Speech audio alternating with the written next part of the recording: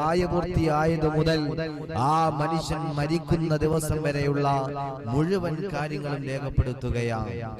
അല്ലാഹുവിന്റെ റസൂൽ പറഞ്ഞു, ഫയക്തുബു ഹസനാതിഹി വസയ്യിആതിഹി കയൗമിൻ വാഹിദ്.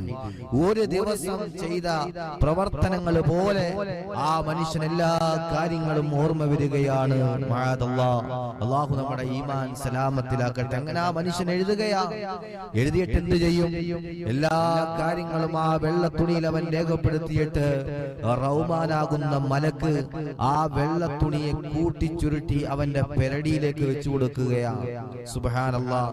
അത് മുതൽ അവന്റെ അദാബുകൾ തുടങ്ങുക. എല്ലാ കാര്യങ്ങളും എഴുതുമ്പോ ആ മനുഷ്യന് മനസ്സിലാകും അവന്റെ ജീവിതം പരാജയത്തിലാണോ അതോ വിജയത്തിലാണോ എന്ന് ആ മനുഷ്യന് മനസ്സിലാകും.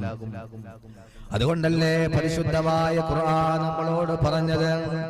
അല്ലാഹുവിന്റെ പരിശുദ്ധമായ ഖുർആൻ നമ്മളോട് പറയുകയാ, വകുല്ലു ഇൻസാനിൻ അൽസംനാഉ താഇറഹു ഫീ ഉനുഖിഹി